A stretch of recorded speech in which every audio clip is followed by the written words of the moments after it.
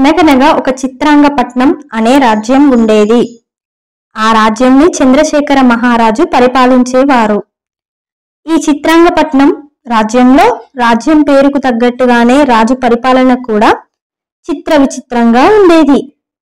రాజుగారు రోజు కొత్త కొత్త శాసనాలను అమలుపరిచేవాడు. రాజుగారు తన రాజ్యంలో జరిగే ప్రతి పని కూడా వెరైటీగా ఉండాలని కోరుకునేవారు. వండిన కూరను వండకుండా కొత్త కొత్త ఆహార పదార్థాలు వండి వడ్డించాలి. మంత్రి గారికి రోజుకు ఒక కొత్త శాసనాన్ని అమలుపరచడం కోసం వాటిని ప్రతిరోజు రూపొందించాలంటే ఇబ్బందిగా ఉండేది. అలాగే చంద్రశేఖర మహారాజు గారి భార్య అయిన రాణి చంద్రవతి కూడా రాజుగారి ప్రవర్తనతో విసిగిపోయేది. రాణి ఒకసారి ధరించిన దుస్తులు మళ్ళీ ధరించడానికి వీలు లేదు. అలాగే ఒకసారి వెళ్ళిన చోటికి మరొకసారి వెళ్ళకూడదు అంటూ ఆజ్ఞాపించేవారు. ఏ పని చేసినా కూడా వెరైటీగా ఉండాలి అని రాణితో చెప్పేవారు. అప్పుడు రాణి తన మనసులో ఇలా అనుకుంటుంది, ఈ అంతఃపురంలో రాణిగా ఉండడం కన్నా ఎక్కడికైనా పారిపోతే బాగుండు, ఈయన వింత శాసనాలతో నాకు పిచ్చి ఎక్కేలాగా ఉంది అని అనుకునేది. ఆ రాజ్యంలో ఉన్న దర్జీకి కూడా రోజు బట్టలు కుట్టడం ఇబ్బందిగా ఉండేది. దర్జీ బట్టలు కుడుతూ ఇలా అనుకుంటాడు, అయ్యో దేవుడా, ఒక రోజు కుట్టిన డిజైన్ మరొక రోజు కుట్టకుండా ఎలా కొత్త వస్త్రాలు కుట్టాలి?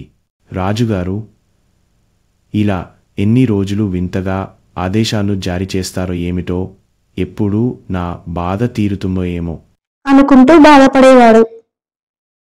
రాజుగారు తోటమాలికి కూడా ఇలా ఆదేశాలు ఇస్తాడు. రోజుకు ఒక రకం పువ్వులు తోటలో పూయించాలి, ఒకసారి పూసిన పువ్వులు మరొకసారి పూయకూడదు అని అంటాడు. తోటమాలి కూడా రోజుకు ఒక రకం పూలను నేను ఎలా పూయించాలి అంటూ బాధపడతాడు. అలాగే సైనికులు రోజు ఒక కొత్త విన్యాసాన్ని ప్రదర్శించాలి. అక్కడ ప్రజలు పండుగలను ఆచారం ప్రకారం కాకుండా రాజుగారి ఆదేశాల ప్రకారం వింత వింతగా చేసుకుంటూ ఉండేవారు. ఒకరోజు మిరపకాయల పండుగ, మరొక రోజు టూత్పేస్ట్ పండుగ జరుపుకునేవారు. ఇలా వింత వింత ఆదేశాలను విచిత్ర మహారాజు జారీ చేసేవాడు. ప్రజలు రాజుగారి ఆదేశాలతో చాలా విసిగిపోయేవారు. అలాగే స్కూల్లో పిల్లలకి నేర్పే పాఠాలు కూడా విచిత్రంగా ఉండేవి. గణిత శాస్త్రంలో సంఖ్యలకు బదులు అక్షరాలు, తెలుగు శాస్త్రంలో అక్షరాలకు బదులు సంఖ్యలను వాడేవాడు. ఇలా విచిత్రంగా పాఠ్యబోధనలు జరిపించమని ఆదేశాలు జారీ చేశాడు. దానితో ప్రజలు అసహనానికి గురై తిరుగుబాటు చేస్తారు. అప్పుడు రాజుగారు వారందరికీ శిక్షలు విధిస్తాడు. ఇదంతా ఇలా జరుగుతుండగా చిత్రాంగపట్నం సమీపాన గల దట్టమైన అడవిలో ఒక మహర్షి తపస్సు చేస్తూ ఉండేవాడు. ఆయన చాలా మహిమగలవారు. ఆయన తపస్సులో ఉండగా ఏదో ప్రళయం రాబోతున్నట్టుగా అనిపిస్తుంది. ప్రజలంతా మమ్మల్ని కాపాడండి అనే రోదన ఆయనకు అర్థమవుతుంది. మహర్షి తన మహిమల ద్వారా జరిగేది అంతా గ్రహించి వెంటనే చిత్రాంగపట్నానికి వెళతాడు. చిత్రాంగపట్నంలో రాజుగారి కోటలోని దర్బారులో రాజుగారిని కలిసి మహర్షి ఇలా అంటాడు, నేను ఒక మహర్షిని. మీరు మీ ఆనందం కోసం ప్రజలను చాలా ఇబ్బంది పెడుతున్నారు. మీరు ఒక రాజుగారు నిర్వహించాల్సిన కర్తవ్యాలను చేయడం మానేసి మీ మానసిక ఆనందం కోసం ప్రజలను ఇబ్బంది పెట్టే హక్కు మీకు లేదు అని అంటారు. అప్పుడు రాజుగారు, మీరు చెప్పేది మేము ఎందుకు వినాలి? ఒక రాజుగారికి నీతి బోధనలు చెప్పేంత శక్తి నీలో ఉందా? ఒకవేళ ఉంటే చూపించు అవమానిస్తాడు. అప్పుడు మహర్షి తన మహిమ ద్వారా తన చేతిలో ఒక నది ప్రవహించడంను చూపిస్తాడు. అప్పుడు మహారాజు, మేము ఎవరిని బంధించడం లేదు, మాకు నచ్చినట్టుగా మేము ఉంటున్నాం. మీరు ఇంతటితో మీ నీతి బోధనలను ఆపండి. ఒకవేళ మీరు అలా ఆపకపోతే మీకు కూడా మేము శిక్ష విధించగలము అంటూ వెకిలి నవ్వులు నవ్వుతాడు. అప్పుడు తత్వ మహర్షికి చాలా కోపం వస్తుంది. అప్పుడు ఆయన ఇలా అంటాడు, నువ్వు ఏ విభిన్నత కావాలని కోరుకుంటున్నావో, ఏ భిన్నమైన ఆలోచనలని నీకు ఆనందాన్ని ఇస్తాయి అని భ్రమపడుతున్నావో వాటి ద్వారానే నువ్వు నీ శాంతిని కోల్పోతావు అని అంటూ శపిస్తాడు. రాజుగారు ఆ రోజు రాత్రి శాపం గురించి ఆలోచించుతూ పడుకుంటాడు. మరుసటి రోజు రాజుగారు ఉదయం లేవగానే తన గదిలో మొత్తం నీరు చేరుతుంది.